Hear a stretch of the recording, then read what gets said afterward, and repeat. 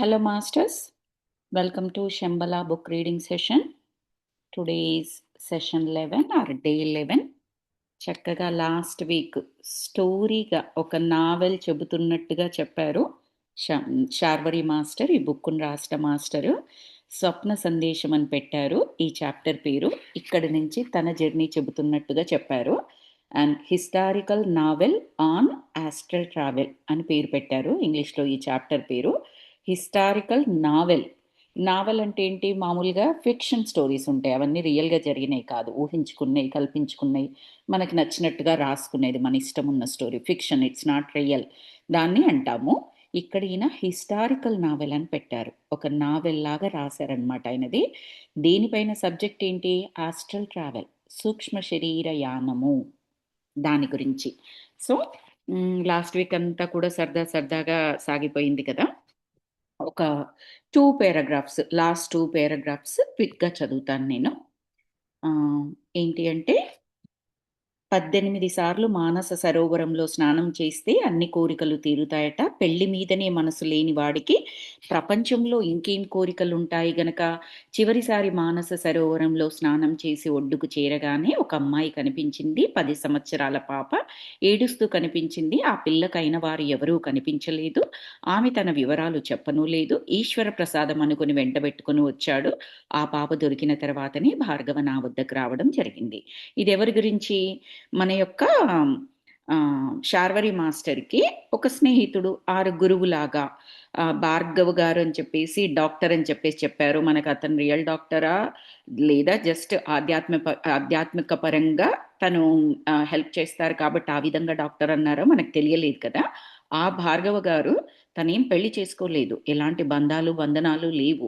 ఆయన మెడిటేషను, ఇలాంటి యోగము, ఇలాంటి వాటికే ఉన్నారు. ఆయనకు ఒక దగ్గర ఆయన మానస సరోవరంలో 18 సార్లు స్నానం చేశారట. 18 సార్లు స్నానం చేయడం అంటే ఇట్స్ నాట్ ఈజీ, అది చాలా గొప్పది అని చెప్పేసి చెప్తున్నారు. లాస్ట్ టైం చేసినప్పుడు ఒక పాప, 10 సంవత్సరాల పాప కనిపించింది. ఎవరో ఏంటో తెలియదు. ఆ పాపను తీసుకొచ్చుకున్నారు.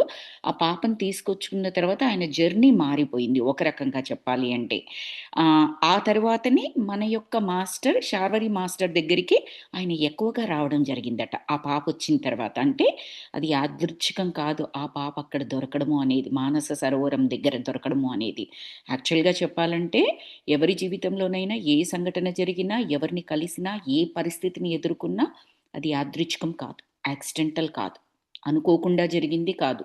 అనుకొని అలా జరగాలి కాబట్టే జరిగింది. దానికంటూ ఒక పర్పస్ ఉంటుంది. ఓకే.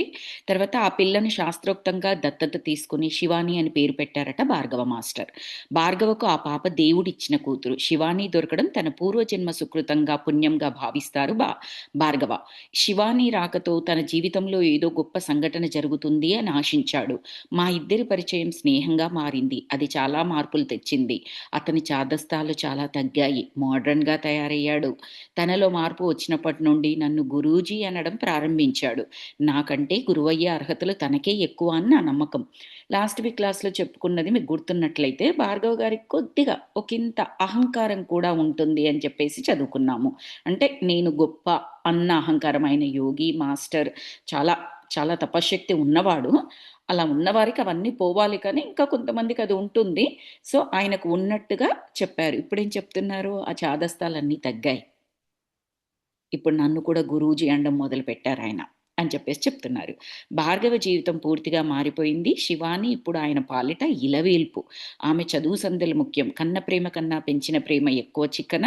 ఆమె కోసమైనా సంపాదించాలి అని వైద్యం మీద శ్రద్ధ పెరిగింది. ఒక క్లినిక్ ప్రారంభించాడు. ఢిల్లీలో ప్రాక్టీస్కి ఇబ్బందిగా ఉండదు.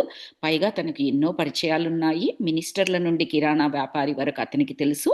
అతని ఆకారం, పూజా కార్యక్రమాలు అందరికీ పరిచయమే.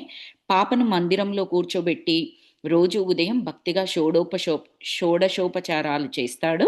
సహస్రనామాలు వల్లిస్తాడు. ఆ పనులన్నీ పూర్తవ్వడానికి 2 గంటలు పడుతుంది. ఆ పిల్ల మెల్లగా కూర్చొని నిద్రపోతుంది. స్త్రీ సూక్తం, పురుష సూక్తం పఠిస్తాడు. జగన్మాత తనను అనుగ్రహించి తన ఇంటికి బాలగా వచ్చిందని మురిసిపోతుంటాడు. అది భార్గవ నేపథ్యం. ఇంతవరకు చదువుకున్నాం మనం లాస్ట్ వీక్ క్లాస్లో. జస్ట్ రీక్యాప్ లాగా నేను మళ్ళీ చదివాను. ఇప్పుడు మళ్ళీ మనము ఈరోజు టాపిక్స్లోకి వెళ్దాం. ఫోన్లో భార్గవ గొంతు. ఆ గొంతులో ఏదో కంగారు, ఏదో ఆవేదన. గురూజీ, మా శివాని అర్జెంటుగా మిమ్మల్ని చూడాలని అంటోంది. తనకి ఉదయం ధ్యానంలో ఏదో మెసేజ్ వచ్చిందట. మీతో చెప్పాలని తెగ తొందర పడుతోంది. భార్గవ గారు మన శార్వరి మాస్టర్‌కి ఫోన్ చేశారు. అమ్మాయి ఆ 10 ఇయర్స్ పాప, చిన్న పాప శివాని.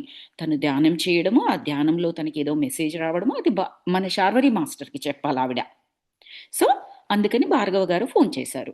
నా జవాబు కోసం అసలు ఎదురు చూడకుండానే ఫోన్ పెట్టేశాడు. ఏదో చెప్పాలనుకున్నా చెప్పేశారు భార్గవ గారు, ఫోన్ పెట్టేశారు. అంటే తను వస్తాననా, నేను రావాలనా, నేను ఎక్కడికి రానని అందరికీ తెలుసు. అయినా శివాని చిన్నపిల్ల. నాకు మెసేజ్ ఇవ్వడమేంటి? మాస్టర్స్ మెసేజా? ఎవరా మాస్టర్సు? ఏమిటా కథ? మన శార్వరి గారి క్వెషన్స్ ఇవన్నీ. చెప్పాడు మెసేజ్. ఎక్కడ కలవాలి? ఎప్పుడు కలవాలి? కనీసం ఇన్ఫర్మేషన్ ఉండాలి కదా! అదంతా ఏమీ లేదు. ఏమీ చెప్పలేదు. సో, ఈయనకు అర్థం కాలేదు. ఆ చిన్న పిల్లకి మాస్టర్స్ ఏంటి? మెసేజ్ ఏంటి? అని చెప్పేసి ఏంటా కథ? అన్నట్లుగా ఈయనలో క్వెషన్సొచ్చాయి. ఆ పిల్లలో ఒక దేవతను ఆ పిల్లను ఒక దేవతను చేశాడు భార్గవ. ఆమె కైలాసం నుండి దిగి వచ్చినట్లుగా సంబరపడుతున్నాడు. కూర్చోపెట్టి పూజలు చేస్తాడు. ఆమె మొహాలు చూచి ఏదేదో చెప్పేస్తుంది. నిజమవుతాయో లేదో తెలియదు. జనం వేలం వెర్రిగా వస్తున్నారు. తను పూజ చేస్తుంటే ఆ పిల్ల కునికిపాట్లు పడుతుంది. లేదా నిద్రపోతుంది. 1 మినిట్ మాస్టర్స్. నేను చిత్ర గారికి కూడా ఒక చిన్న మెసేజ్ పెడతాను. తను సమ్‌టైమ్స్ గ్రూప్‌లో చూసుకోకపోతే ఇది ప్రైవేట్‌గా పెట్టినప్పుడు అటెండ్ అవుతారు.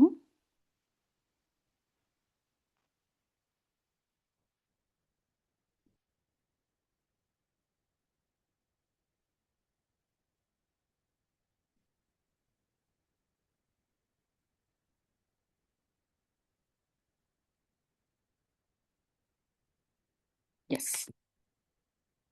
సో, తను పూజ చేస్తుంటే ఆ పిల్లేమో కునికిపాట్లు పడుతుంది లేదా నిద్రపోతుంది. ఆ నిద్రని చైతన్య సమాధి అంటాడు. అతీంద్రియ ప్రజ్ఞ అంటాడు. నాకు నమ్మకం లేదు. శివానీతో పాటు భార్గవకి ప్రచారం బాగా వచ్చింది. మీడియా కవరేజ్ కూడా పెరిగింది. రోజూ పూజ పూర్తయ్యే వేళకు 50, 100 వరకు జనం వస్తారు.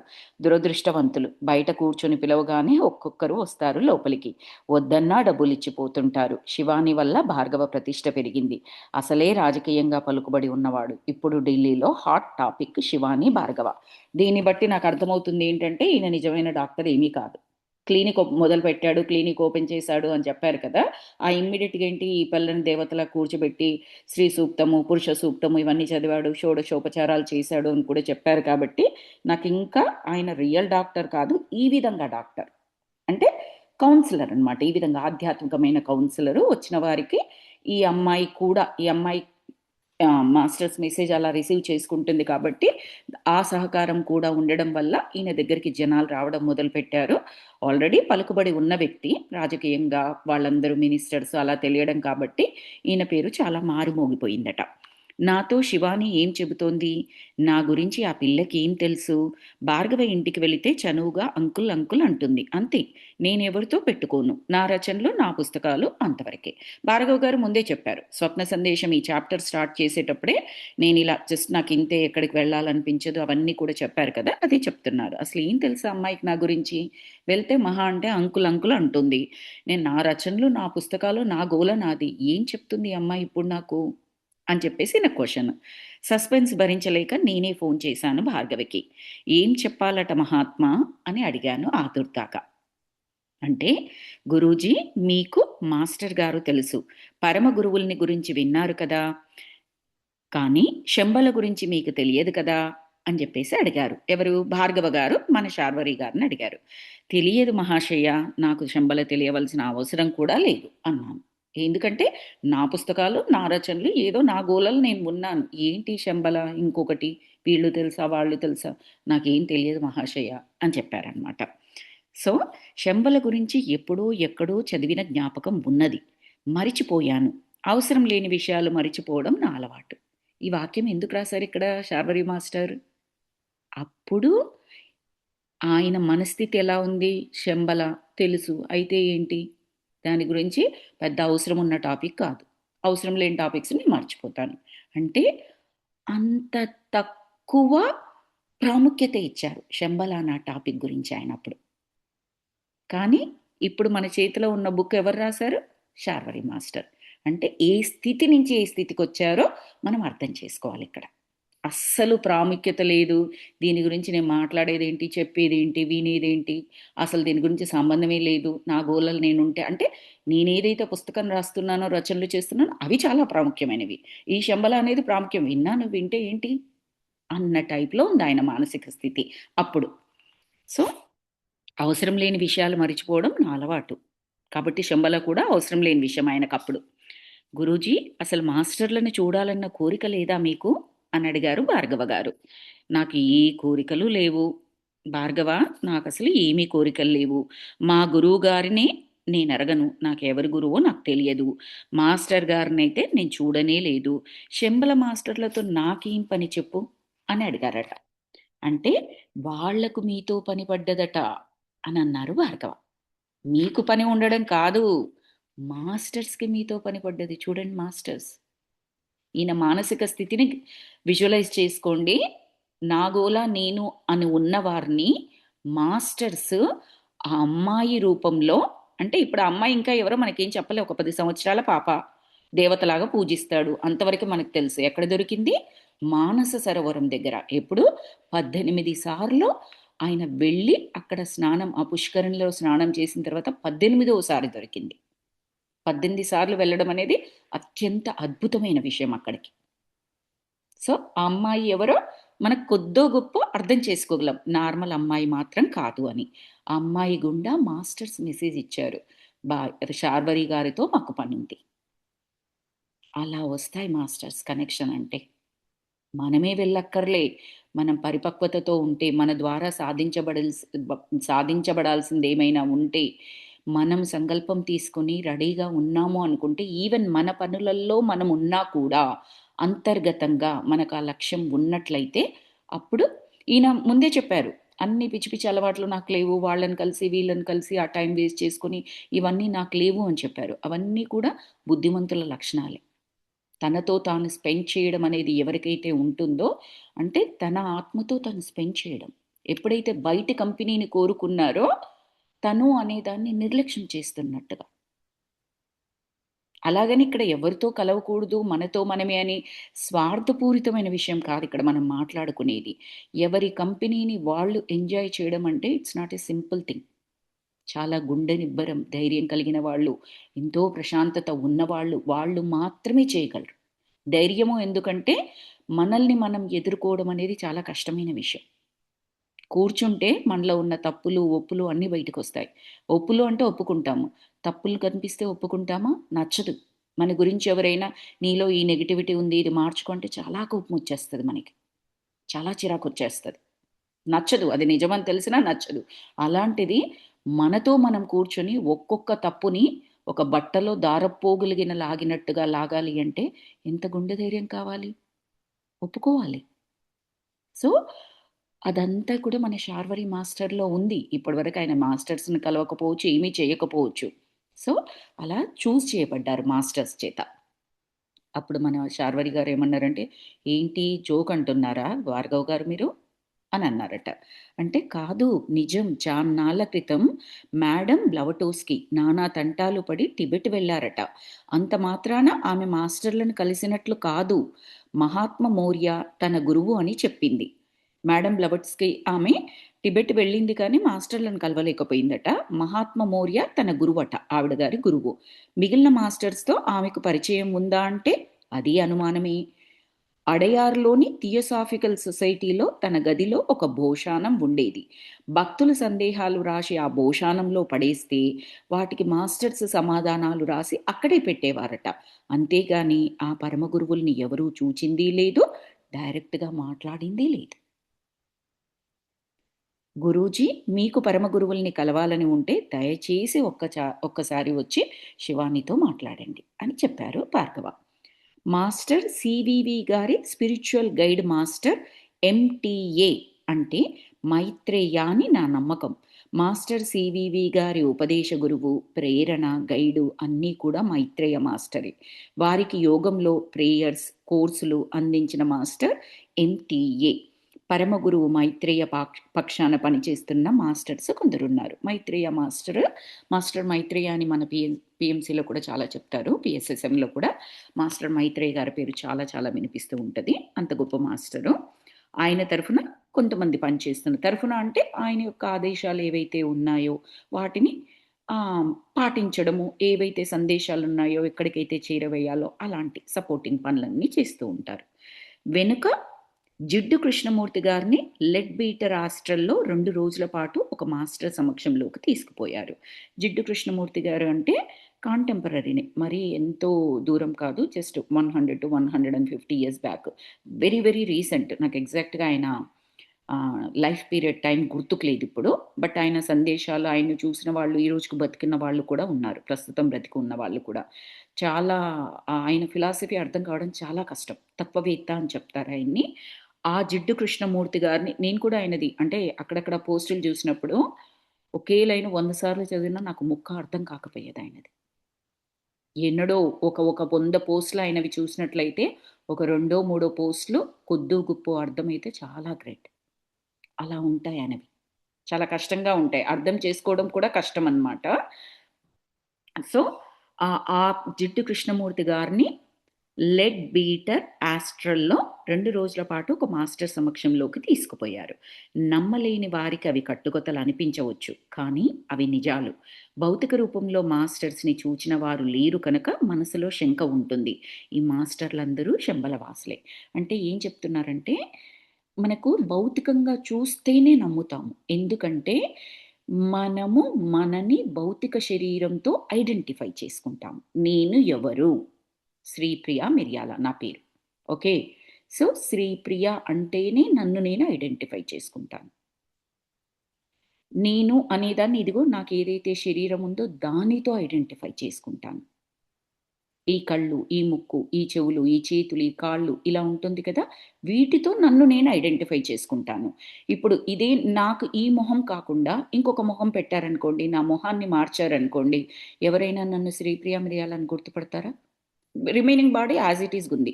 మొహం మాత్రం కంప్లీట్‌గా చేంజ్ అయింది. మేకప్ వల్లనో, హెయిర్ స్టైల్ వల్లనో, లేకపోతే ప్లాస్టిక్ సర్జరీనో, ఇంకొకటో దానివల్ల చేంజ్ అయింది అనుకుందాం. గుర్తుపడతారా? గుర్తుపట్టరు. ఎందుకంటే శ్రీప్రియ మిరియాల ఐడెంటిటీ ఆ మొఖంతో ఏర్పరచుకున్నారు కాబట్టి గుర్తుపెట్టలేరు. రైట్? కానీ మనమేంటి మన ఐడెంటిటీ ఏంటి? Soul. We are not these bodies. So, భౌతికంగా కళ్ళకి, చెవులకి, చేతులకి దీనికి మన మన ఇంద్రియాలేవైతే ఉన్నాయో వేటిని చూస్తాయో, వేటిని వింటాయో, వేటిని మాట్లాడతాయో వీటిని మాత్రమే మనం ట్రస్ట్ చేస్తాం. భౌతికంగా లేని దాన్ని మనం ఒప్పుకోం. ఇది లేదు అంటాం. ఇమ్మీడియేట్‌గా అడిగే క్వెషన్ ఏంటంటే మాస్టర్స్ గాలి పీలుస్తున్నాము. చూపించండి గాలెక్కడుందో? గాలిని చూపించండి. గాలి యొక్క రూపం చూపించండి. ఒక్కరం కూడా చూపించలేము. బట్ ఒక్క క్షణం కూడా బతకలేము గాలి లేనిది. అలాగని గాలి లేదు అంటామా మనము? అది ఎలాగో ఆత్మ అనేది కూడా ఆ ప్రాణశక్తి అది. సో, ఆత్మని తమను తాము ఆత్మగా ఐడెంటిఫై చేసుకునే వారు ఏంటంటే, ఈ ఆస్ట్రల్ కబుర్లు ఏవైతే ఇక్కడ ఉన్నాయో, ఆస్ట్రల్‌గా చెప్పేవి అవన్నీ వాళ్ళకి నిజాలని తెలుసు. మనలాంటి వాళ్ళకి అవి నిజాలు అంటే సందేహపడుతూ ఉండవచ్చు. లేదా జ్ఞానపరంగా యాక్సెప్ట్ చేసి లోపట కణకణం కూడా ఇది నమ్ముతుందా అంటే నమ్మకపోవచ్చు. ఈవెన్ మనం ఇన్ని రోజులు జ్ఞానం తీసుకున్న తర్వాత కూడా ప్రాక్టికల్‌గా, రియల్‌గా ఇది ఉంది అంటే ప్రతి ఒక్క కణం నమ్ముతుందంటే నమ్మొచ్చు, నమ్మకపోవచ్చు. బట్ జ్ఞానపరంగా మనం యెస్. శంబల ఉంది, మాస్టర్స్ ఉన్నారు, యోగులున్నారు, తపస్సులున్నారు. వాళ్ళు కాంతి శరీరాలు, వాళ్ళకి శరీరం లేదు. ఇవన్నీ మనం ఒప్పుకుంటాం. ఇప్పుడు నా పక్కన ఒక మాస్టర్ ఉన్నారు. ఆయన ఆత్మరూపంలో ఉన్నారు అంటే ఉండొచ్చు అనుకుంటాను గానీ, ఉన్నారు అని 100% ఒప్పుకోవడానికి నేను ఒప్పుకోకపోవచ్చు. ఎందుకంటే నాకు కనిపించట్లేరు వాళ్ళు. అలాగా. సో, అది చెప్తున్నారు. కొందరికి మనసులో శంక ఉంటుంది. ఇవన్నీ కట్టుకథలు అనిపించవచ్చు. కానీ ఇవన్నీ పచ్చి నిజాలు. ఎందుకంటే అందరూ శంబరావాసులే. వాళ్ళందరూ ఆత్మను ఐడెంటిఫై చేసుకుంటారనమాట. డాక్టర్ భార్గవ ఉత్సాహంగా చెప్పాడు. శంబల మాస్టర్ ఎవరో శివానీకి కనిపించి మిమ్మల్ని శంబలకు పంపమని చెప్పారట. అదేం విడ్డూరం! నన్ను శంబలకు రమ్మండమేమిటి? తిరిగిన తిరిగి రాని లోకాలకు వెళ్ళడానికి ఎవరు ఇష్టపడతారు? శంబల యాత్రికులు ఎక్కడో అంతర్ధానం అయిపోతారని, సశరీరంగా శంబల చేరరు అని నాకు తెలుసు. శరీరం, మనసు లేకుండా వెళ్ళి ఏం చేయాలి? వెళ్ళి ఏం ప్రయోజనం? శంబల వెళ్ళడానికి పరమ గురువుల అనుమతి లభించడం అంటే ఇదేనా? అయితే ఈ ప్రపంచంలో నాకు నూకలు చెల్లినట్లే. ఇక్కడితో నా కథ ముగిసినట్లే. ఇవన్నీ మన శార్వరి మాస్టర్ యొక్క మనసులో సందేహాలు, అభిప్రాయాలు, భయాలు అన్నీ. ఎందుకంటే మనకు ఇంతకుముందు కూడా చదువుకున్నాం కదా! ఇదే బుక్‌లో శంబలకు వెళ్ళిన వాళ్ళు సశరీరంగా వెళ్ళలేరు. వెళ్తే తిరిగి రాలేరు. వెళ్ళిన వాళ్ళు ఎక్కడికి వెళ్తారో తెలియదు. అంతర్ధానం అయిపోతుంటారు. ఇలా అన్నీ చదువుకున్నాం కదా! సో, శంబల మాస్టర్‌కి మన శార్వరి మాస్టర్‌కి శంబల గురించి విని ఉన్నారు కాబట్టి, అయితే నన్ను రమ్మన్నారంటే ఇంక నా పని అయిపోయినట్టే. ఇంక నేను పోయినట్లే. శరీరంతో వెళ్ళి మళ్ళీ ఎలా తిరిగొస్తాను? రారని చెప్తున్నారు కదా! అని చెప్పేసి ఈయనకు ఒకదాని తర్వాత ఒకటి భయాలు, సందేహాలు, క్వెషన్స్ అన్నీ వచ్చాయన్నమాట. నా తల వెంట్రుకలు నిక్కబొడుచుకున్నాయి. నా అంటే ఇక్కడ శార్వరి మాస్టర్. శరీరం గగురు పొడిచింది. ఏదో భయం, కంగారు. మరణం అంటే భయం లేని నాకు భయం వేసింది. శంబల అంటే మాస్టర్ అంటే దేనికి భయం? మాస్టర్స్ ఉత్తరాలు రాసి స్పిరిట్స్ ద్వారా బట్వాడా చేస్తారు. అంటే ఆత్మల ద్వారా సందేశం అందిస్తారనమాట. అలా నాకు పంపవచ్చు కదా!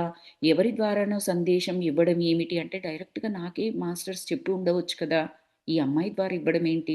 ఇప్పుడు చెప్పారు కదా! ఒక భోషాణం ఉంటుంది. అందులో వాళ్ళు వెళ్ళి ఆ క్వెషన్స్ అన్నీ వేస్తారు పేపర్‌ల ద్వారా. మాస్టర్స్ వాటికి ఆన్సర్స్ రాసి మళ్ళీ అందులోనే వేస్తారు. అలా ఏదైనా ఒకటి చేసుండొచ్చు కదా!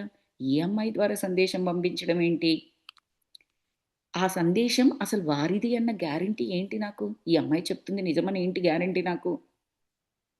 అసలు పరమ గురువుల దృష్టిలో నేను పడడం ఎట్లా వీలైంది? ఏంటి నేనంత గొప్ప? నన్నెందుకు రమ్మంటారు వాళ్ళు? అంత గొప్పవారు. నాకు వారికి ఉన్న సంబంధం ఏమిటి? మాస్టర్ అంటే పరబ్రహ్మ అని కదా అర్థం. అంటే నేనేంటి? నా కథేంటి? ఈ పిలుపేంటి? అంత గొప్పవారి నుంచి అన్నట్లుగా. అదే భార్గవతో అన్నాను. పొద్దున్నే జోక్ చెప్పావు భార్గవ అంటూ అన్నాను. జోకు కాదు గురూజీ అన్నారు భార్గవ. కాకపోతే ఏమిటి చెప్పు? ఆ పరమ గురువులు ఉన్నారో లేదో నీకు తెలియదు, నాకు తెలియదు. ఉన్నారే అనుకున్నా నాతో వాళ్ళకి పనేమిటి చెప్పు? నీ వంటి బ్రహ్మవేత్తని పిలిచినా ఒక అర్థం ఉంటుంది. ఎందుకంటే శార్వరి మాస్టర్ ముందే చెప్పారు. భార్గవ్ గారు ఎంత గొప్పవారో ముందే చెప్పారు. ఆయనకు ఆ గొప్పతనం వల్ల ఆయనకు ఒకింత గర్వం కూడా ఉంది, అహంకారం కూడా ఉంది అని చెప్పారు. తర్వాత ఈ అమ్మాయి వచ్చిన తర్వాతనే మన శార్వరి గారిని గురూజీ అని పిలవడం మొదలుపెట్టారు. అంటే అక్కడ ఆ అమ్మాయి మహిమ అలా పిలిపింప చేసింది. ఎందుకంటే ఆ అమ్మాయికి తెలుసు మన శార్వరి మాస్టర్ ఎవరో, శార్వరి మాస్టర్ నుంచి ఏమి జరపబడాలో ఈ ప్రపంచానికి. ఆటోమేటిక్‌గా గురూజీ అని పిలవడం మొదలుపెట్టారాయన. సో, ఇంక భార్గవతో మాట్లాడి ప్రయోజనం లేదు. నేను నేరుగా శివానిని కలుసుకోవాలి అనుకున్నారట. ఆశ్రమానికి భార్గవి ఇంటికి 7 వీధులు అడ్డం. ఇద్దరిది మైత్రేయ కాలనీ మైత్రీ బంధం. మైత్రి అంటే ఇక్కడ స్నేహం అని అర్థం. నేను వెళ్ళేసరికి శివాని గుమ్మంలో ఎదురు చూస్తోంది నా కోసం. చూడగానే కళ్ళింత చేసుకొని, రండి అంకుల్ అన్నది సంతోషంగా. ఆ పిల్లకు నేనంటే చాలా సరదా. ఎందుకో గాని చాలా ఇష్టం. గురూజీ అనమని భార్గవ్ చెప్పినా అలా అనదు. అంకులనే పిలుస్తుంది. ఆ పిల్ల దృష్టిలో నేను గురువుని కాకపోవచ్చు. గురువు అయ్యే అర్హత నాకు లేదేమో. లేకపోవడమే మంచిది. నేను భార్గవ గారిని గురూజీ అనవద్దని చెబుతుంటాను. కానీ వినడు. ఆయన దృష్టిలో హిమాలయాల్లో తనకు తెలిసిన మహర్షులకు నాకు తేడా లేదంటాడు. హిమాలయాలకు చాలా సార్లు వెళ్లారు అని చదువుకున్నాం కదా! మన భార్గవ మాస్టర్. హిమాలయాల్లో తను ఎంతో మంది పరమ గురువుల్ని, ఆ మాస్టర్స్ అందరిని కలిసారు. ఆ వారికి మన శార్వరి మాస్టర్‌కి, సింపుల్ శార్వరి మాస్టర్‌కి అసలు నాకు తేడానే లేదు. అంత గొప్పవారు శార్వరి మాస్టర్. అందుకే గురూజీ అని పిలుస్తాను. అది ఆయన అభిమానం. నేనేం చేస్తాను? ఈయనకెందుకనిపిస్తోంది? ఈయనంత గొప్పవారు అని ఈయనకు తెలియదు. నార్మల్ మామూలు మనిషిగా తనను తాను ఐడెంటిఫై చేసుకుంటున్నారిక్కడ శార్వరి మాస్టర్. ఈయన గొప్పతనం అటు భార్గవ గారికి తెలిసింది. అటు అమ్మాయి శివానికి తెలిసింది. ఆ శంబల మాస్టర్ ఆఫ్‌కోర్స్ ఖచ్చితంగా తెలుస్తుంది. భార్గవ గారికేమో అమ్మాయి వలన తెలిసింది. ఆ అమ్మాయి ఎవరో ఇంకా మనకి చెప్పలేదు. బట్ ఖచ్చితంగా గ్రేట్ మాస్టర్ ఆ అమ్మాయి. శంబల మాస్టర్స్ ఆ అమ్మాయిని చేసుకున్నారనమాట ఈ కార్యం గురించి. అంకుల్ మీరు డ్యాడీ చెబితే నమ్మలేదట కదూ అన్నది శివాని లోపలికి ఆహ్వానిస్తూ. ఎవరా డ్యాడీ? భార్గవ గారిని డ్యాడీ అంటదమ్మాయి. ఎందుకంటే కన్న కూతురులాగా పెంచుకుంటున్నారు కదా! శివాని అంటే నాకు కూడా ఇష్టమే. తనలో గొప్ప ఆకర్షణ ఉంది. ఆమెలో ఏవో ఆధ్యాత్మిక శక్తులు ఉన్నాయి. కాకపోతే అలా భవిష్యత్తు చెప్పడం అసాధ్యం కదా! ఆ వయసు పాప మాట్లాడే తీరు కాదు కదా అది. ఆమె చేత ఏదో శక్తి పలికిస్తుంది. ఆ పిల్లని ఏ దయ్యం గాని ఆహ్వానించలేదు కదా! ఆర్ ఆవహించలేదు కదా! సారీ, ఆహ్వానించడం కాదు మాస్టర్స్. ఆవహించలేదు కదా! ఏదో దైవశక్తి ఆమెని పలికిస్తుంది. ఎవరో మహాత్మ ఆమెని మీడియంగా ఉపయోగిస్తున్నారు.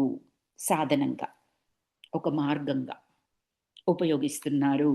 ఎవరు ఇలాంటి విషయాలు కల్పించి చెప్పరు. అది అంతరాత్మ ఉద్బోధ కాదు, సత్య ప్రేరణ. ఆ పిల్లని చూడగానే మళ్ళీ అన్నీ మెదులుతున్నాయి. వాత్సల్యం, ప్రేమ, గొప్ప దైవిక శక్తి ఉంది ఆ అమ్మాయిలో. ఆ అమ్మాయి చెబుతుంది కాదు, చిన్న పాప ఇవన్నీ చెప్తుంది. మాస్టర్స్ ఆమె గుండా పలుకుతున్నారు ఇదంతా. ఆమె దగ్గరికి వచ్చి రాగానే సత్య ప్రేరణ ఎలా కలిగింది చూడండి. ఏమంటున్నారు? అంతరాత్మ ఉద్బోధ కాదు ఇది. ఏదో లోపల నుంచి చెబుతున్నది కాదు. ఇన్నర్ మనకు మెసేజెస్ ఇస్తూ ఉంటది. అవన్నీ కూడా కరెక్టే. అవి తప్పు అని కాదు, అవి తక్కువ అని కాదు. ఇవి సత్య ప్రేరణ అని గుర్తించారు. అనిపిస్తుంది ఆయనకు వెంటనే రాగానే. అంతవరకు ఎన్ని క్వెషన్స్ ఉన్నాయి భార్గవ్ గారితో మాట్లాడుతుంటే, ఈ అమ్మాయి దగ్గరికి రాగానే ఇమ్మీడియేట్‌గా ఆ ఎనర్జీస్ ప్రభావం ఎలా మార్చేసిందో గమనించండి. నమ్మకపోవడం కాదు శివాని, నా మీద నాకు నమ్మకం కుదరక అని అన్నాను. మీరు నమ్మరు గాని గురూజీ, ఉదయం మెడిటేషన్‌లో నేను శంబల వెళ్ళాను తెలుసా? అని అడిగింది శివాని. ఈ అమ్మాయి నా కొంప మీదికి తెస్తోంది అని అనిపించింది. మళ్ళీ మన శార్వరి మాస్టర్‌కి. అక్కడ పెద్ద లామగారిని చూచాను. ఇంకా చాలామంది మహర్షులు ఉన్నారు. వాళ్ళలో వాళ్ళు మాట్లాడుకుంటున్నారు.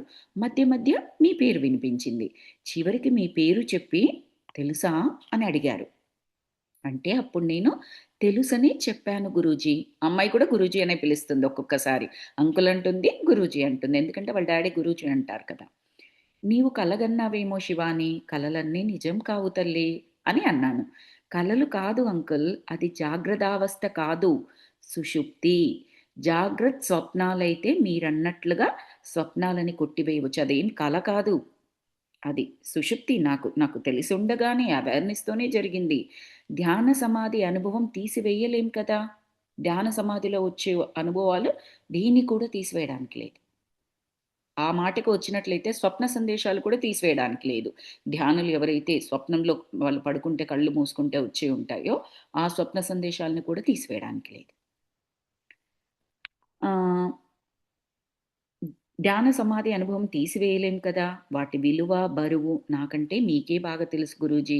ధ్యానంలోని అనుభవాలపై ఆత్మ ముద్ర ఉంటుందంటారు. నిజమా కాదా చెప్పండి? అని అడిగింది ఆ అమ్మాయి. ఈమె పిల్ల కాదు బాబోయ్ పిడుగు. నాకే పాఠాలు చెబుతుంది అని అనుకున్నారట శార్వరి మాస్టర్. సరే గాని శంబలలో మనలాంటి మనుషులు ఉన్నారా? నువ్వెవరినైనా చూచావా? అని అడిగాడు. లోపల భయమేస్తోంది. ఎందుకంటే శరీరంతో వెళ్తే ఇంక మళ్ళీ బయటికి రాడు. ఇంక చచ్చిపోయినట్టే. సో, "నువ్వెవరినైనా చూసావా? శంబలకి వెళ్ళావు కదా! ఎవరైనా కనిపిచ్చారా నీకు?" అని అడిగాడు. అంటే చూచాను గానీ, వాళ్ళు మనలాంటి వాళ్ళు అవునో కాదో తెలియదు. జస్ట్ కనిపించారంతే అని చెప్పింది. "వారికి మనలాంటి శరీరాలు ఉన్నాయా? లేదా?" అని అడిగారు మళ్ళీ ఈయన. "శరీరాలు లేకపోతే ఎట్లా కనిపిస్తారు గురూజీ? మనలాంటివి అవునో కాదో తెలియదు. ఎవరిని తాకి చూడలేం గదా!" అంటే శరీరాలు ఉన్నాయి. కానీ తాకి చూడలేను కదా! అని చెప్పేసి చెప్తుంది. వాళ్ళు మనలాగా కాళ్ళతో నడుస్తున్నారా? అని అడిగారు మళ్ళీ. నడుస్తున్నారో లేదో తెలియదు. ఒక చోటు నుండి మరొక చోటికి మాత్రం కదిలిపోతున్నారు. ఉన్నా లేని శరీరాలు. లేకపోయినా ఉన్నట్లు తెలుస్తోంది. ఎంత చూడండి, ఉన్నట్టు లేనట్టుగా ఎలా చెప్తోంది ఈ అమ్మాయి. నడుస్తున్నారా అంటే ఈయన ఉద్దేశ్యం ఏంటి? కాళ్ళున్నాయా? చేతులున్నాయా? కళ్ళున్నాయి. ఇవన్నీ విడివిడిగా అడగాలని ఉంది ఆమెకి. ఆ అమ్మాయి ఏం చెప్తుంది? శ మనుషుల్లాగా లేరు అని చెప్తుంది. శరీరాలు లేకుండా ఎలా చూస్తాను అంటోంది. నడుస్తున్నారా అంటే, నడుస్తున్నారో లేదో నాకు తెలియదు. బట్ ఒక దగ్గర నుంచి ఇంకో దగ్గరికి మాత్రం మూవ్ అవుతున్నారు.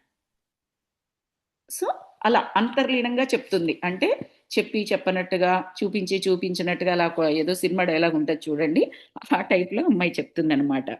హ్మ్. ఉన్నా లేని శరీరాలు, లేకపోయినా ఉన్నట్లు తోస్తోంది. శరీరాలున్నాయో లేదో తెలీదు. లేకపోయినా ఉన్నట్లు తోస్తోంది అని చెప్తుంది. సరే, నీవు శంబల వెళ్ళాను అంటున్నావు. అది శంబల అని నీకెట్లా తెలిసింది? ఏ దేశంలోనూ పేర్లు పెట్టరు కదా! బోర్డులు పెట్టరు కదా! మనం వ్యవహారంలో చెప్పుకుంటాం. అంతే కదా! ఇప్పుడు ఇండియా ఉంది. ఆ ఇండియాకేమైనా అంటే బార్డర్ దగ్గర రాస్తారు. Welcome to India, welcome to China, welcome to America అని చెప్పేసి రాస్తూ ఉండవచ్చు. ఆ బార్డరు అలా ఉండి ఉండవచ్చు కానీ, ఒక దేశం పైన ఇట్లా శంబల అని కానీ, అలా పేరు పెట్టి ఏమీ ఉండవు కదా! మరి నీకెలా శంబల అని తెలిసింది? ఇప్పుడు మీరు యూఎస్‌కొస్తున్నారు, అమెరికాకొస్తున్నారు. వచ్చినప్పుడు విమానంలో వస్తారు. ఏదో ఒక ఎయిర్‌పోర్ట్‌లో దిగుతారు. ఆ బోర్డ్ అనేది మన మనుషులు పెట్టుకున్నది. అంతే తప్పిస్తే, లేకపోతే ఇది అమెరికా అంటూ అక్కడెక్కడైనా ఆకాశంలో ఎగురుతూ ఉంటాయా? ఇది అమెరికా దేశం అంటూ? ఏమీ ఉండదే. ఇక్కడ మనుషులు పెట్టుకోగలిగారు కాబట్టి ఆ బోర్డులు పెట్టుకున్నారు. అంతే తప్పిస్తే ఏమీ ఉండదే. ఒక సముద్రం మీద మీరు ఆ విమానంలో ప్రయాణిస్తున్నారు. అట్లాంటిక్ సముద్రం, పసిఫిక్ సముద్రం ఏమైనా బోర్డులు వెలుస్తాయా పైన? ఏమీ లేదే. సో, మరి నీకది శంబల అని ఎలా తెలిసింది? అని అడుగుతున్నారు. అదేం ప్రశ్న గురూజీ! హాస్టల్‌లో వెళ్ళడం అంటే ఏంటో మీకు తెలియదా? హాయిగా వెళ్ళిపోతాము. అన్నీ ప్రజ్ఞకు తెలుస్తూ ఉంటాయి. తెలివికి, బుద్ధికి ప్రజ్ఞ అంటే. జ్ఞానపరంగా తెలుస్తూ ఉంటాయి. అది శంబల అని ప్రజ్ఞకు అనిపించింది గురూజీ. మన శరీరాలు ఇక్కడే ఉంటాయి. మనం భావంతో ఎంత దూరమైనా పోయి రావడం లేదా? ఇప్పుడు చూడండి నేనిక్కడే ఉన్నాను. నాకు మా అమ్మ, మా నాన్న గుర్తొచ్చారు. గుర్తు రాగానే మా అమ్మ, మా నాన్న ఎక్కడ, ఏ ఇల్లు, ఆ ఇంట్లో ఏ ప్లేసు, ఓ బెడ్డు, డైనింగ్ టేబుల్, ఓ పూజ రూము, ఓ కిచెన్ రూమ్, ఒక హాలు ఇవన్నీ నా కళ్ళ ముందరకొచ్చేస్తాయి. అంటే దాని మీనింగ్ ఏంటి? నేను మానసికంగా అక్కడికెళ్ళిపోయాను. వాళ్ళిద్దరిని చూచాను. సో, అలా అన్నమాట. ఏముంది? మనం భావంతో కళ్ళు మూసుకొని మా అమ్మ, నాన్న దగ్గర ఉన్నట్టుగా ఊహించుకుంటే, ఆ క్షణంలో నా మనసుతో నేను అక్కడే ఉన్నట్లు. నా భావంతో అక్కడే ఉన్నట్లు. సో, భావంతో ఎంత దూరమైనా పోయి రావడం లేదా? క్వెషన్ ఏస్తుంది ఆ అమ్మాయి. అది ఆత్మ సంచారం గదూ! దాన్నేమంటారు మాస్టర్ మీరు? అని అడుగుతోంది. ఆ సంచరించేది మన ఆత్మ శరీరాలే కదా! ఆత్మకు కాలం, దూరము ఉండవని మీకు తెలుసు కదా! నిమిషంలో ప్రపంచమంతా తిరిగి రావచ్చు. మనం ఫోన్‌లో ఎంత దూరమైనా మాట్లాడడం లేదు? ఇది అంతే కదా! ఎగ్జాక్ట్‌లీ.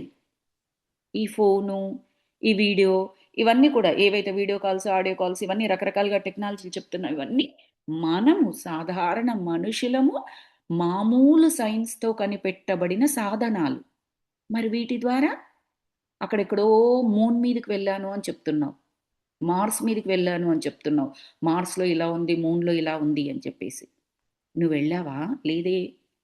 దాన్ని పంపించావు. అది అక్కడికే వెళ్ళిందని ఏం తెలుసు? అది మూన్ అని ఎలా తెలుసు? ఎక్కడ బోర్డు పెట్టి ఉంది మూన్ అనేది? మార్స్ అని ఎక్కడ పెట్టి ఉంది? రైట్? ఇవన్నీ క్వెషన్స్ ఉంటాయి కదా! ఆమె ఏమంటుందంటే, ఆత్మకు కాలము, దూరము ఉండవని నీకు తెలుసు కదా! ధ్యానంలో కూర్చున్నట్లయితే ఆ సూక్ష్మ శరీరము, దాని పేరు ఆత్మ. అది ఎన్ని లోకాలైనా తిరగవచ్చు. ఏ కాలము, దూరము ఉండదు. కళ్ళు తెరవగానే మళ్ళీ ప్రస్తుత కాలానికి వచ్చేస్తుంది. ఆ ఆత్మ. ఏ శరీరాన్ని ధరించి ఉన్నదో దానికి సంబంధించిన కాలానికి వస్తూ ఉంటుంది. సో, ఆత్మకి కాలము, దూరము లేదు. అందుకే ఆ భగవంతుడికి కూడా కాలము, దూరము అలాంటివి ఉండవు. ఎందుకు అంటే ఆయన శరీరం కాదు. ఈస్ ఎ పూర్ణాత్మ. ఓకే. సో, మరి ఎట్లా వెళ్ళావు? వివరంగా చెప్పగలవా? అని అడిగారు శార్వరి మాస్టర్. నాకు గుర్తున్నంత వరకు హిమాలయాలు దాటి వెళ్ళాను. మానస సరోవరం ఆ ప్రాంతాలు నాకు తెలుసు కదా! ఆ తర్వాత శంబల అని కూడా తెలుసు కదా! అక్కడ పర్వతాల మధ్య పెద్ద లోయ ఉన్నది. అక్కడికి వెళ్ళాను అంకుల్ నేను అని చెప్పింది. ఎలా? ఆస్ట్రల్ బాడీని. నేను ఇక్కడ ఉండి చేస్తున్నది లేదు. శంబల వెళ్లి చేసేది ఉండదు. ఈయనేమంటున్నారంటే తప్పించుకోవాలని. అంటే అర్థం కావట్లేదు పూర్తిగా. నేనిక్కడుండి ఏం పెద్ద చేస్తున్నానని నేనంత గొప్పోడిని కాదు. శంబలకెళ్ళి పెద్ద చేసేదేమీ లేదు. నన్నొదిలేయి తల్లి అన్న టైప్‌లో చెప్తున్నారు. అట్లా అనకండి అంకుల్. పరమ గురువులు వేల సంవత్సరాలుగా మన కోసం తపస్సు చేస్తూ ఉంటే, మనం ఈ పాటి సాయం చేయలేమా అంకుల్? అని అడిగిందట అమ్మాయి. అసలు ఆ 10 ఏళ్ల పిల్ల అమ్మాయి మాటలు చూడండి.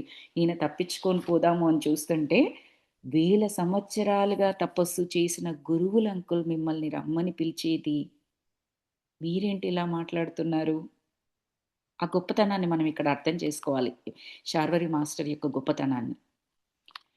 ఇంటికి తిరిగి వచ్చినా మనసంతా అలజడగానే ఉంది. ఏ పని చేయబుద్ధి కావడం లేదు. చదవడమూ కుదరట్లేదు. ధ్యానమూ కుదరట్లేదు. చిరాకు. సాయంత్రం వరకు వీధుల్లో తిరిగాను. ఎవరినీ కలవాలని లేదు. ఎవరితో మాట్లాడాలి అనిపించడం లేదు. మూగనైపోయాను క్షణంలో. సమస్య నాది. నేనే పరిష్కరించుకోవాలి. రాత్రి 12 తర్వాత ఎప్పుడో నిద్ర పట్టింది. అమ్మాయిని కలిసేసి ఇంటికొచ్చిన తర్వాత ఎలా ఉందాయన పరిస్థితి చెప్పారు. తెల్లవారుజామున 3 గంటల ప్రాంతంలో గమ్మున మెలకువ వచ్చింది. ఎవరో కొట్టినట్లు లేచి కూర్చున్నాను. అసలు నేను గాఢ నిద్ర పోవడమే చాలా తక్కువ. సగం తెలివిలోనే ఉంటాను. నిద్రపోతూనే ఏవేవో చదువుతుంటాను.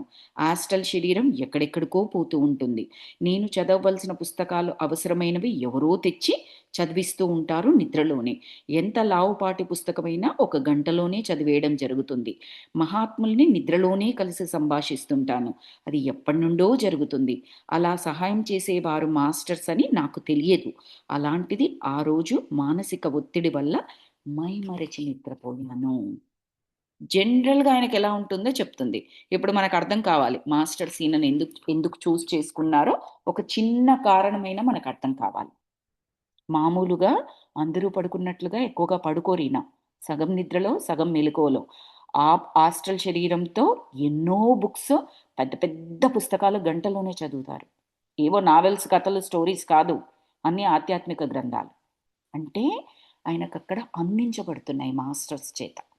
ఇది జరుగుతోంది ఎప్పటినుంచో. ఇప్పుడు పరిపక్వత సాధించినట్లున్నారు. అందుకని మాస్టర్స్ ఈయనని ఇంకా పిలుస్తున్నారనమాట. సో, ఈరోజు ఏంటో మానసిక ఒత్తిడి వల్ల గాఢంగా నిద్ర పట్టింది.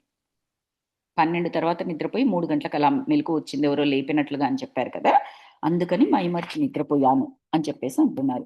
చప్పున కళ్ళు విప్పాను. గదంతా చీకటి. కిటికీ బ్లెండ్స్ లోంచి సన్నటి కాంతి పడుతోంది లోపల. అది కూడా గుడ్డి వెలుగే. అంతటా నిశ్శబ్దం. కొంచెం సేపు మంచం మీద కూర్చొని ధ్యానం చేసుకున్నాను. తలుపులు మూసే ఉన్నాయి. నా మంచం పక్కన ఎవరో నిలిచినట్టుగా అనిపించింది. భయం వేసిందా? ఏమో! నేను భయానికి భయపడను. భయానికి నేనంటే భయం. మామూలుగా ఈయనకు భయం ఉండదు. భయానికి నేనంటే భయం. అంత మొండివాడిని నేను. అయినా సరే గుండె గుబగుబలాడింది. కాస్త బెరుకు నాలో. ఆ వాతావరణంలో హనుమంతుడైనా దడుచుకుంటాడు. ఇంట్లో దొంగలు పడ్డారా? మా ఇంట్లో దొంగిలించేందుకు ఏముందని? దొంగిలించదగ్గ వస్తువులు కూడా నా దగ్గర లేవు. నాలో ఉన్న విలువైన వాటిని ఎవరూ తస్కరించలేరు. ఏంటట? జ్ఞాన సంపద. ఎవరు తస్కరిస్తారు? జ్ఞాన సంపదని ఎవ్వరూ తస్కరించలేరు. ఒక చిన్న స్టోరీ కూడా ఉంటది. క్లుప్తంగా చెప్తాను. వివరించి కాదు. లక్ష్మీదేవి అంటే ఏంటి? సంపద. అదంతా కూడా ఫిజికల్ రూపంలో ఉంటుంది మనకు. డబ్బు అయినా, మణులు, మాణిక్యాలు, భూములు, పొలాలు ఇలా రకరకాల సంపదలుంటాయి కదా! ధాన్యలక్ష్మి, ధనలక్ష్మి ఇలా రకరకాలుంటాయి కదా! అవన్నీ కూడా ఒక రూపేణ ఉంటాయన్నమాట. అవి రావడము, పువ్వడము 2 జరుగుతుండవచ్చు. జ్ఞాని సరస్వతి మాత. జ్ఞాన సంపద కదా! ఆ సంపద మాత్రం ఒక్కసారి ఇస్తే మళ్ళీ వెనక్కి తీసుకోవడం కుదరదు అని ఒకానొక స్టోరీలో విష్ణువు సరస్వతి మాతకు వరం ఇస్తాడనమాట. ఇచ్చిన తర్వాత ఇంక మళ్ళీ వెనక్కి తీసుకోకుండా ఉండేట్టుగా ఒకదానికి ఇది రీసెంట్‌గానే వినడమో, చదవడమో జరిగింది నేను ఎక్కడో ఒక దగ్గర. అందుకని జ్ఞానం చాలా గొప్పది. అది ఉన్నట్లయితే అన్నీ వస్తాయి. అన్నీ వస్తాయి. సో, నా దగ్గర ఉన్న సంపద ఎవరు తస్కరించలేనిది. తస్కరించడం అంటే దొంగిలించడం. ఎంత గొప్ప మీనింగ్ ఉంది చూడండిక్కడ. ఉష్! అరవకు. నీకొచ్చిన ప్రమాదం ఏమీ లేదు. గమ్మున ఉండు. ఎవరెంత స్పష్టంగా హామీ ఇచ్చినా నాకు భయం పోవట్లేదు. గుండెలో భయం మాట మాటకు పారిపోతుందా పిచ్చిగాని? అంటే గుండెలో దబ దబ దబ దబ దబ ఇలా భయమేస్తూ ఉంటది చూడండి. ఎవరన్నా వచ్చి భయపడకు ఏమీ లేదిక్కడ అంటే భయం పోతుందా మనకి? టైం పడుతుంది. భయం పోదు, వెంటనే అయితే ఖచ్చితంగా పోదు. టైం టైం తీసుకుని భయం పోతే పోతుందేమో, కానీ అది మన మనసు అన్ని పరీక్షలు చేసుకుంటుంది, ఏమీ లేదు కదా భయానికి సంబంధించింది, అప్పుడే పోతుంది అది. సో ఇక్కడ కూడా లోపల నుంచి ఆయన మనసు నుంచి వస్తుందేమో, ఉష్ అరవకు, ఏం ప్రమాదం లేదు, గమ్మున ఉండు అని అన్నంత మాత్రాన నాకు భయం పోతుందా అని అంటున్నారు. ఆ గొంతు కొత్తగా ఉంది, ఆ గొంతులో మార్దవం ఉంది, అంటే ఒక రకమైన ప్రేమ. స్విచ్ ఆన్ చేద్దామని లేవబోయాను, స్విచ్ బోర్డు దూరంగా జరిగింది, చేతికి అందలేదు. అదృశ్య హస్తం నా ఆలోచనని అదిమిపెట్టింది, అదిమేసింది. స్విచ్ బోర్డు దగ్గరికి వెళ్దామంటే స్విచ్ బోర్డు దూరంగా జరిగిందట, అందలేదు. బేసికల్లీ ఏంటంటే ఆయన అది అది చేయలేకపోతున్నారు అనమాట, ఏదైతే చెయ్యాలి అనుకుంటున్నారో అది చేయలేకపోతున్నారు. ఎవరు నువ్వు అని అడగకుండా ఉండలేకపోయాను. నేను నీకు తెలియదు, స్పష్టమైన తెలుగులో జవాబు అవతల వైపు నుంచి. దయ్యాలు తెలుగులో మాట్లాడతాయా అని క్వశ్చన్ వేశారు శార్వరి గారు. అయితే అంటే నువ్వు నాకు తెలుసు, నీకోసమే వచ్చాను అని చెప్పింది అవతల గొంతు. ఓకే, ఎవరు నువ్వు అని మళ్ళీ అడిగారు మన మాస్టర్. చెప్పాగా నేను ఎవరో నీకు తెలియదని, నేను చెప్పినా నీవు గుర్తించలేవు. ఓకే సరే, నీ పేరు చెప్పవా ప్లీజ్ అని అడిగారు. అంటే జ్వాల్ కూల్, జ్వాల్ కూల్ అని చెప్పారు. కూల్గా చెప్పాడు. చూడలేదు కానీ ఆ పేరు విన్నదే ఎక్కడో అని అనిపించింది మన మాస్టర్కి. మై గాడ్ అన్నాను, నా తలలో బాంబు పేలింది. మాస్టర్ జ్వాల్ కూల్ అనేది నాకు తెలిసిన పేరు, శంబల నుండి వచ్చాను నీ కోసం అని చెప్పింది అవతలి గొంతు. ఎవరు? జ్వాల్ కూల్. మై గాడ్ అని మళ్ళీ అనుకున్నారు. అది గాడ్స్ ల్యాండ్ కాదు, సెయింట్స్ ల్యాండ్. సెయింట్స్ అంటే మహర్షులు సన్యాసులు అంటాం కదా, సెయింట్స్ ల్యాండ్. అక్కడ గాడ్స్ ఉండరు, అందరూ యోగ పురుషులే, యోగులు ఋషులే. అన్ని దేశాల యోగులు కడకు చేరేది అక్కడికే అని వచ్చింది ఆన్సర్. ఐ మీన్ అదే అదే, ఎక్కడ ఉంది అని అడిగారు మాస్టర్, మన మాస్టర్. అది భూమి కాదు, ఆకాశం కాదు, తపోలోకం, ఎనర్జీ వరల్డ్ అది. భూమిలాగా ఇలా కనిపిస్తూ, ఆకాశంలాగా అలా కనిపిస్తూ, ఆకాశం కింది నుంచి అలా కనిపిస్తుంది, బట్ అది శూన్యం అది. సో అది తపోలోకం, తపస్సులు ఉండే లోకం. ఓకే, అంటే విశ్వామిత్రుడు సృష్టించిన త్రిశంకు స్వర్గం లాంటిదంటున్నావా అని అడిగారు శార్వరి. ఏమో నాకు తెలియదు, అది జనన మరణాలు లేని తావు, అది స్థితి, స్థిత ప్రజ్ఞల నెలవు. అక్కడ సమాజం ఉండదు, రాజకీయాలు ఉండవు, పాలకులు పాలితులు ఉండరు, అక్కడ బ్రతకాల్సిన పని ఉండదు, చేయవలసిన పని ఉండదు, అయినా సరే ఎవరికి ఒక్క క్షణం తీరిక ఉండదు అని చెప్తున్నారు. ఎవరు? జ్వాల్ కూల్, ఆ మాస్టర్ చెప్తున్నారు. అదేం లోకం? ఏమైనా చిత్రగ్రహమా, విచిత్రలోకమా అని అడిగారు మాస్టర్. నాకు అర్థమయ్యేటట్లు చెప్పండి, అంత కన్ఫ్యూజన్గా ఉంది అని అడిగారు. ఫ్యూజన్ లేకపోతే కన్ఫ్యూజన్ ఉండదులే శార్వరి అని చెప్పేసి అన్నారట. ఫ్యూజన్ అంటే అంత కలగలిపి ఉండేదాన్ని ఫ్యూజన్ అంటారు. ఇప్పుడు 4, 5 సాంగ్స్ కలిపి పాడతారు చూడండి. ఒకప్పుడు ఒకటే సాంగ్ పాడేవారు, అందులో పల్లవి చరణం కంప్లీట్గా పాడేవారు. గత కొన్ని సంవత్సరాలుగా ఏంటి, ఒకరు ఏదైనా స్టేజ్ మీద డాన్స్ చేసినప్పుడు 4, 5 సాంగ్స్ యొక్క చరణాలు పల్లవులు ఏదో తీసుకొని అలా చేస్తున్నారు, ఫ్యూజన్ సాంగ్ అంటారు దాన్ని. రైట్? అలా నీకలా ఫ్యూజన్ ఉంది, అన్నీ కలగలిసి ఉన్నాయి బ్రెయిన్‌లో. అలా ఫ్యూజన్ పోతే కన్‌ఫ్యూజన్ ఉండదులే. అదంతా కలగలిపి ఏదైతే నీకు లోపల తిరుగుతున్నాయో అవన్నీ పోతే ఈ కన్‌ఫ్యూజన్ గూడా పోతూ ఉంది. నీకిలాంటి క్వెషన్స్ ఏమీ రావు. అరే! మీకు నా పేరు తెలుసా? అని అడిగారు శార్వరి గారు. నీ పేరే కాదు బాబు, నీ జాతకం మొత్తం తెలుసు. నీ భూత భవిష్యత్తులు వర్తమానం మొత్తం చరిత్ర మా దగ్గర ఉంది. నీదే కాదు, వేల వందల మంది జీవిత చిత్రాలు మా వద్ద ఉన్నాయి. అనేక జన్మల నీ ప్రోగ్రెస్ రికార్డు మా వద్ద ఉంది. ఊరికే అడిగాడు క్వశ్చన్, నీకు నా పేరు తెలుసా అంటే జాతకం మొత్తం బయట పెట్టాడు. వేల జన్మలది కూడా పుట్టు పూర్వోత్తరం సహా నీ ప్రోగ్రెస్ రికార్డ్ అంతా నా దగ్గర ఉంది అనగానే శార్వరి మాస్టర్‌కి చచ్చాన్రా దేవుడా అని అనుకున్నారట. ఆ ఒక్కటే మాకు తెలియదు. చచ్చాన్రా దేవుడా ఈయన ఈయన ఈయన అనుకోగానే ఆ మాట పైకే వచ్చింది. పైకి రాగానే ఆ ఒక్కటే మాకు తెలియదు. అంటే ఆ చావు అన్నది మాకు తెలియదు అని చెప్తున్నారు జ్వాల్కోల్ మాస్టర్.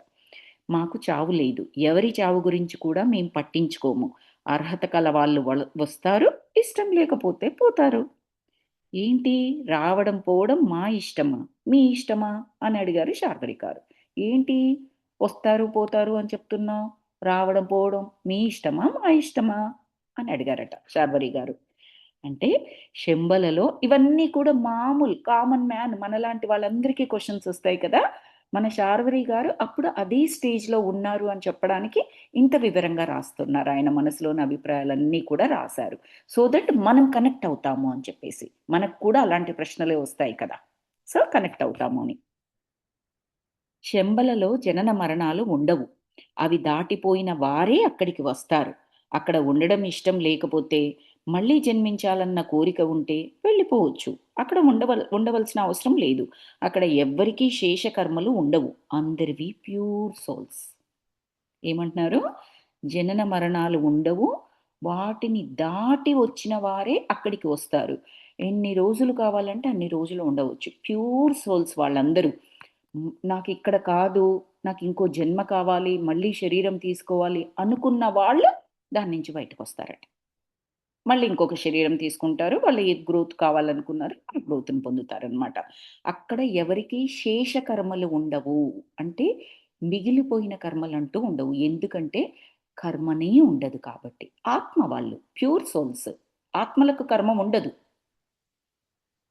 ఆత్మలకుండదు. అదే అందుకే ఆత్మగా జీవించమని చెప్తారు. భగవద్గీతలో కూడా ఏంటి అంటే, నేను అన్నది ఆత్మ అనుకుంటే ఆత్మకు కర్మ ఉండదు కాబట్టి, ఆత్మస్థితిలో మనం ఏమి చేసినా కూడా, ఈ లైఫ్ అంతా ఎంజాయ్ చేసినా కూడా ఆత్మస్థితిలో ఏ కర్మ అంటదు. ఆత్మస్థితిలో ఈ లైఫ్ అంతా కూడా మనం చేయకూడని కార్యక్రమాలు చేసినా కూడా ఏమీ అంటదు ఆత్మస్థితిలో.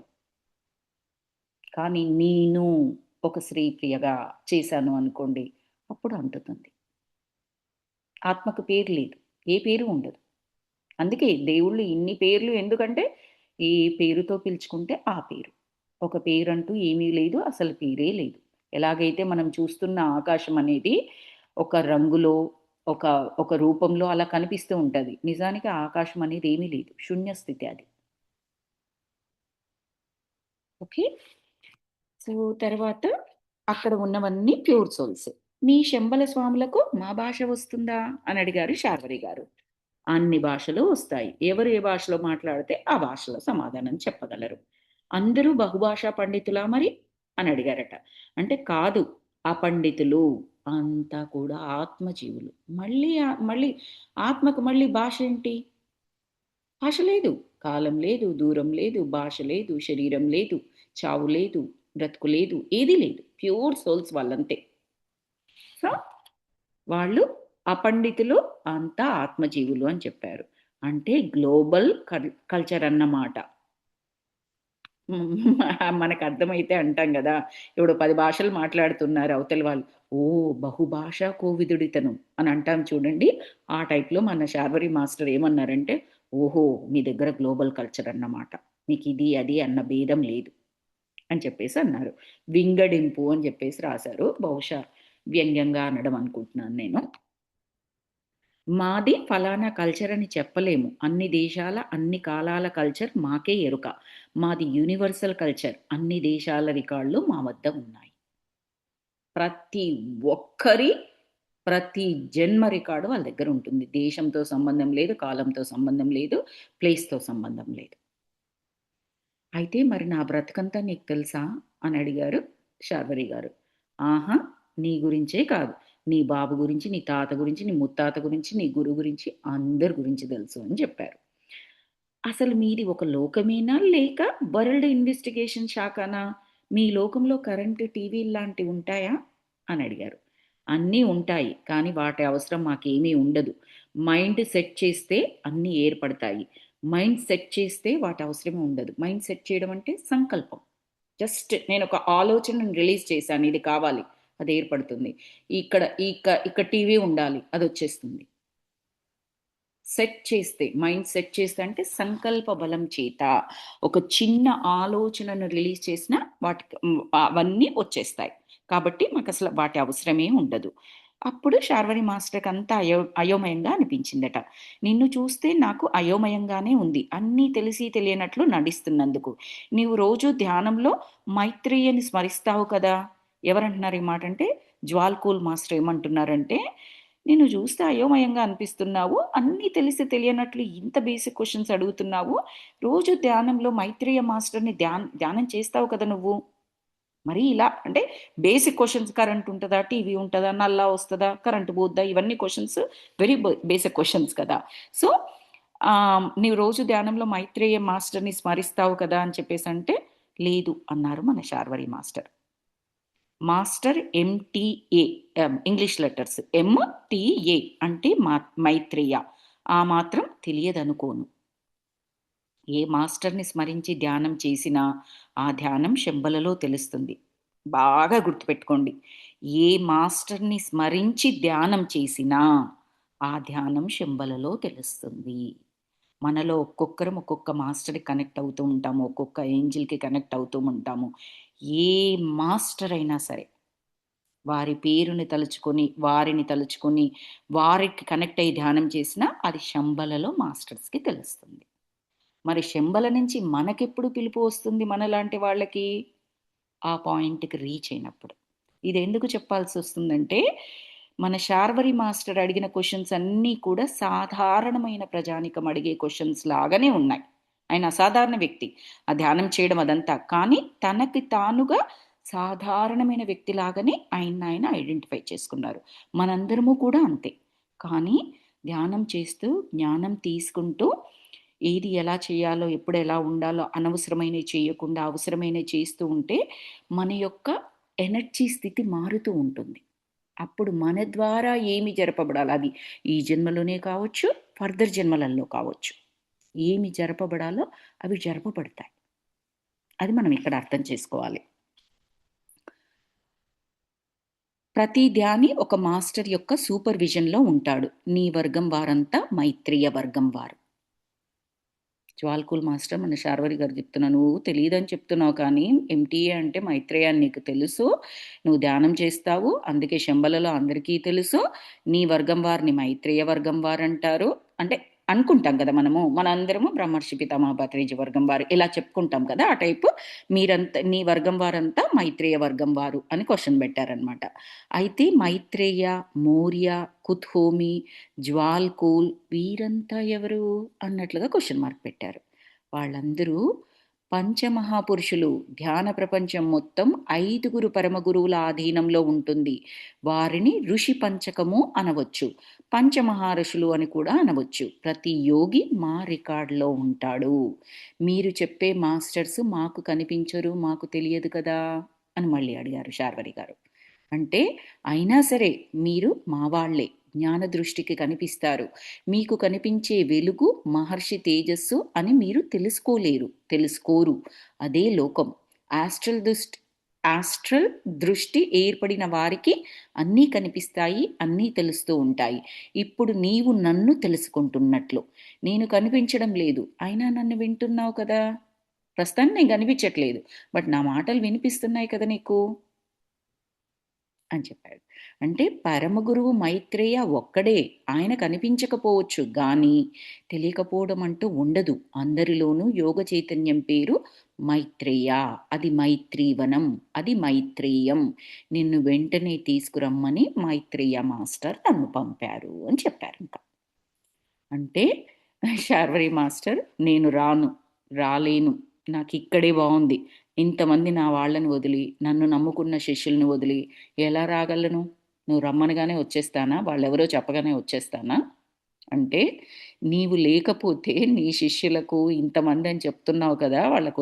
వాళ్ళకు వచ్చే నష్టం ఏమీ లేదు. నీ పక్షాన మరొకరు చూచుకుంటారు. నువ్వేదైతే చేస్తున్నావో మైత్రేయ అందరిని చూస్తాడు. దిగులు పడకు శార్వరి. రమ్మంటున్నాను కదా! రా నాతో పాటు. ఇక్కడేదో నువ్వు లేకపోతే అంత శూన్యం అయిపోతదని ఫీల్ అవ్వకు. అన్నీ జరిగిపోతాయి. నీ ప్లేస్‌లో ఇంకొకరిని పెట్టి మాస్టర్స్ ఏం చేయించాలో చేయిస్తారు. జస్ట్ లైక్ మన కార్పొరేట్ ఆఫీసెస్‌లో మనం ఎలా వర్క్ చేస్తామండి. ప్రతి ఒక్కరం కూడా మనం లేకపోతే ఇంకా కంపెనీ బోల్తా పడిపోతది అని డే అండ్ నైట్ వర్క్ చేస్తూ ఉంటాం. ఎస్పెషల్లీ రీసెంట్ టైమ్స్‌లో అట్లాగే అయిపోతూ ఉంది. కానీ కాస్ట్ కట్టనో, ఫైర్ చేస్తున్నామనో, పర్ఫార్మెన్స్ బాలేదనో, ఇంకో కంపెనీకి అమ్మేస్తున్నామనో తీసేసిన రోజు, మనం తీసేసిన తర్వాత ఆ కంపెనీ జరగట్లేదా? ఉండట్లేదా? ఉంటుంది కదా! ఎవరినో పెట్టుకుంటారు. ఏదోలాగా అయిపోతుంది. ఉన్న పని ఇంకొకరికెవరికో ఇస్తారు. ఏదో చేంజ్ చేస్తారు. అది ఎంత నార్మలో మనము ఈ భూమి మీద ఉన్నప్పుడు మనకు మాస్టర్స్ పిలుపు వచ్చినప్పుడు ఇంకా ఈ పనులున్నాయి, ఆ పనులున్నాయని కాకుండా ఆ పై పిలుపుకి వెళ్ళిపోవాలి అన్నట్లుగా అర్థం చేసుకోవచ్చు మనం ఇక్కడ. నాకు తెలియక అడుగుతాను. ఆ మైత్రేయ మహోదయునికి నాతో అసలు ఏం పని? ఎంతో తప్పించుకుందామని చూస్తున్నారు. ఎన్నో క్వెషన్స్ ఏస్తున్నారు. కానీ వాళ్ళు వదలట్లేదక్కడ. నిన్ను డెవలప్ చెయ్యాలని.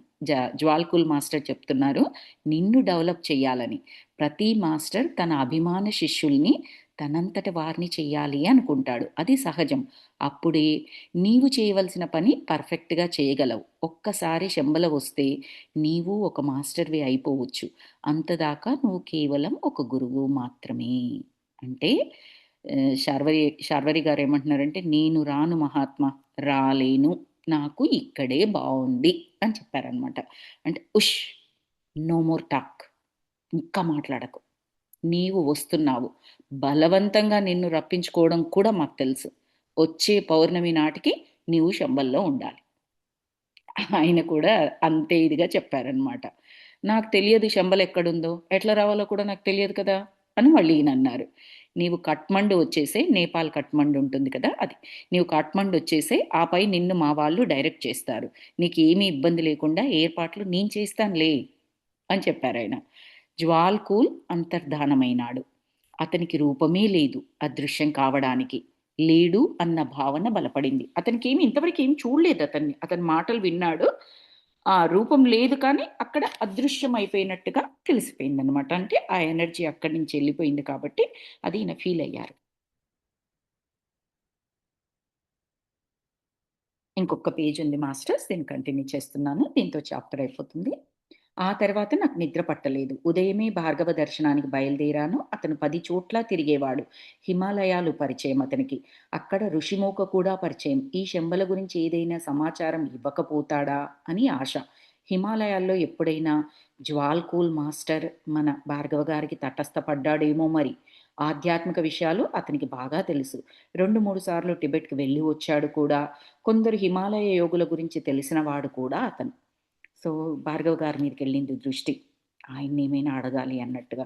బికాజ్ వెళ్ళాలని లేదు గదా ఈయనకి. అంటే దాని గురించి ఇంకా మాస్టర్స్‌కి తెలుసు. ఈయన పరిపక్వత వచ్చిందని. కానీ ఈ ఈ ఈయనకు ఈయనను ఐడెంటిఫై చేసుకునేది ఇంకా కూడా ఒక శార్వరిలాగా ఐడెంటిఫై చేసుకుంటున్నారు కాబట్టి, ఆయనకి ఇంకా ఆ క్వెషన్స్ అవన్నీ కూడా తొలగిపోవాలి ఇప్పుడాయనకి. నేను వెళ్ళే వేళకు పూజా కార్యక్రమాలు ముగిసినట్లుంది. కర్పూర నీరాజనం సమర్పయామి అని వినిపించింది. అమ్మాయికి చేస్తూ ఉంటారు కదా ఆయన శివానీకి. సో, హమ్మయ్య! ఇంకా గణపతి దగ్గరే లేడు. నన్ను చూడగానే రండి గురూజీ మీరు వస్తారని నా అంతరాత్మ చెబుతోంది. వచ్చారు అని చెప్పారు. తమరు సిద్ధ సంకల్పులు కదా! అవును మరి. మీకన్నీ తెలుస్తాయి కదా! అని అన్నారీయన. భార్గవ మందిరంలో ఒక ప్రౌఢ దర్శనమిచ్చింది. శివానీని మామూలుగా పలకరించాను చిరునవ్వుతో. నన్ను తన కన్సల్టింగ్ గదిలోకి తీసుకుపోయి, "ఒక సమస్య వచ్చింది గురూజీ, మీరే సాల్వ్ చెయ్యాలి" అన్నాడు. ఆ గొంతులో జీర కనిపించింది. "మీకు సమస్యేమిటి?" ఇదన్నదెవరంటే భార్గవ గారు. ఆయన గొంతులో జీర కనిపించింది. భార్గవ గారే మన యొక్క శార్వరి మాస్టర్‌ని ఒక రూమ్‌లోకి కన్సల్టింగ్ రూమ్‌లోకి తీసుకెళ్ళి అదే చెప్పారు కదా! బయట జనాలు వెయిట్ చేస్తూ ఉంటారు. దురదృష్టవంతులు వాళ్ళు ఒక్కొక్కరుగా వస్తారు. వాళ్ళ ప్రాబ్లమ్స్ చెప్పుకుంటారు అని చెప్పారు కదా! అలాంటి కన్సల్టింగ్ రూమ్‌లోకి మన శార్వరి గారిని భార్గవ గారు తీసుకెళ్ళి, "నాకొక ప్రాబ్లమ్ వచ్చింది. మీరే సాల్వ్ చేయాలి" అంటే, "మీకు సమస్య ఏంటి మహాత్మా?" అని అడిగారు శార్వరి గారు. తానే ఒక సమస్య లోకానికి. ఆ మూడో పురుషార్థం వైపు చూపిస్తూ అన్నాడు. ఈమె గారు శివాని అమ్మగారట అన్నాడు. ప్రౌఢ దర్శనం ఇచ్చింది అని ఇంతకుముందు చదివాను చూడండి. భార్గవ మందిరంలో ఒక ప్రౌఢ దర్శనం ఇచ్చింది అని చెప్పారు కదా! అంటే ఒక పెద్దావిడ. సో, ఈవిడట శివాని అమ్మగారట అని చెప్పారు. ఎవరు? భార్గవ గారు శార్వరి గారికి. నా నెత్తిన బాంబు పడింది. అవునా! శివానీనడిగితే కాదంటోంది. అదే గద చిక్కు. ఆవిడ నిన్న వచ్చి కూర్చుంది శివానీని తనతో పంపమని పేచి. శివాని ఏమంటుందంటే మీ అమ్మనా అంటే కాదు అంటుంది. ఆమె ఏమంటుంది శివాని తన కూతురు అని చెప్తోంది. ఆ, సో ఆటోమేటిక్గా ప్రాబ్లం అనిపించినట్లే కదా. ఆవిడ కూతురు ఉంటుంది, ఈవిడ కాదు ఉంటుంది. మన భార్గవ్ గారికి కూడా తెలుసు, ఆవిడని ఎప్పుడూ చూడలేదు. సడన్ గా వచ్చి నేను అమ్మ అంటే ఎలా నమ్ముతాం, ఎలా పంపిస్తాం మనము? పంపించలేం కదా. ఈవెన్ కూతురులాగా చూసుకోకపోయినా మన ఇంట్లో ఒక చిన్న పాప అలా తప్పిపోయి వచ్చినప్పుడు అమ్మగారు అంటే డైరెక్ట్గా ఏం పంపించం కదా, కాస్తో కూస్తో చెక్ చేస్తాం కదా. సో అది ఇప్పుడు ఆ చిక్కుల్లో పడ్డారు ఎవరు, మన భార్గవ గారు. ఆవిడనేమో నిన్న వచ్చి కూర్చుంది శివానీని తనతో పంపమని ఒకటే పేచి. శివాని పోతానంటే పంపేయి, ఇంకా సమస్య ఏమిటి అని అడిగారు మన శార్వరి గారు. శివానికి వెళ్ళడం ఇష్టం లేదు, శివానిని వదిలిపోవడం వదిలిపోవడం ఆవిడకి ఇష్టం లేదు. శివానీనేమో ఆమెతో వెళ్ళనంటోంది. ఆమె ఏమంటుంది అంటే శివానిని వదిలిపెట్టి నేను వెళ్ళను అంటోంది. పోలీస్ కంప్లైంట్ ఇవ్వండి అని సలహా చెప్పాను. ఇది పోలీస్ పరిష్కరించే కేసు కాదు గురూజీ, మన తలనొప్పి కేసు. ఇందులో ఏదో మిస్టరీ ఉందనిపిస్తోంది అన్నారు భార్గవ గారు. అసలు శివాని ఎవరు, ఈవిడ ఎవరు అంటే ఈమె పేరు సితారాట, ఆ ప్రౌఢ పేరు. వరూదిని కాదు కదా ప్రవరాఖ్య అని అడిగాను నవ్వుతూ. వరూదిని ప్రవరాఖ్య అనే క్యారెక్టర్స్ మనము లాస్ట్ వీక్ చాప్టర్లోనే చదువుకున్నాం కదా. జస్ట్ సరదాగా అన్నారు, వరుదిని కాదు కదండి అని చెప్పేసి అన్నారనమాట. భార్గవ కోపం వచ్చి తల గుండు రుద్దుకోసాగాడు. ఆ, పోనీ ఉండనివ్వండి, శివానికి తల్లిని అంటోంది కదా. వరూదిని అంటే ఇక్కడ మనం ఎలా అర్థం చేసుకోవచ్చు అంటే, నేను చెప్పాను చూడండి లాస్ట్ క్లాస్లో, వరూదిని ప్రవరాఖ్య అని చెప్పేసి ఒక సాంగ్ 10 to 15 minutes వచ్చేది, చిన్నగా ఉన్నప్పుడు విన్నాను. అది అది నాకు అర్థమైన ప్రకారం వాళ్ళు ప్రేమికుల్లాగా. ఆ సాంగ్లో అర్థమైన ప్రకారం రియల్ క్యారెక్టర్స్ ఎవరో నాకు అదంతగా తెలియదు. మళ్ళీ ఎప్పుడు దాన్ని విందామన్నా కూడా ఆ పాట నేను ఎప్పుడు వినలేకపోయాను. బికాస్ ఎలా సెర్చ్ చేయాలో తెలియదు. బహుశా ఇప్పుడు వరూధిని ప్రవరాఖ్య అని గూగుల్లో కానీ యూట్యూబ్లో కానీ కొడితే ఏమైనా వస్తుందేమో తెలీదు. సో ఈయన ఊరికే అన్నారనమాట. ఈయన పెళ్లి కానీ, భార్గవ గారు పెళ్లి కాలేదు కదా, శివానిని పాపగా చూస్తున్నారు కదా, ఆ వరూధినినా అంటే ఆయన ఆమె అంటే నీకు తెలిసిన ఆవిడనా అని ఒక రకంగా అడిగారనమాట నవ్వుతూ సరదాగా. అంటే భార్గవకు కోపం వచ్చి తలగుండు రుద్దుకోసాగాడు. అబ్బా, నేను ఇంత కష్టంలో ఉంటే జోకులు వేస్తాడేంటి, ఆమె ఏదో నా ప్రియురాలైనట్టుగా అన్న టైప్లో. పోనీ ఉండనివ్వండి, శివానికి తల్లిని అంటోంది కదా, సరే ఆమెను ఇక్కడ ఉండనివ్వండి అని చెప్పేసి చెప్పారు. కన్న తల్లి అయి ఉండదు, ఏదో ప్లాన్తో వచ్చి ఉంటుంది అని భార్గవ్ కమెంట్ చేశారట. దేవుడిచ్చిన కూతురికి ఒక అమ్మ దొరికిందనుకోండి, ఏం పోయింది ఇప్పుడు అని మన శార్వరి గారు అన్నారు. మీకేమీ పోదు, నా పరువు పోతుంది, రేపు తమరే దేవుడిచ్చిన భార్య అని నా చెవులకు తాటాకులు కడతారు. ఇప్పుడే అన్నాడు కదా మన శార్వరి గారు, ఏంటి వరూధిని ప్రవరాఖ్య కథనా ఏంటి ఇది, ఆమె నీకు తెలుసా ముందే అన్న టైప్లో ఒక చిన్న జోక్ లాగా అల్లాడు కదా.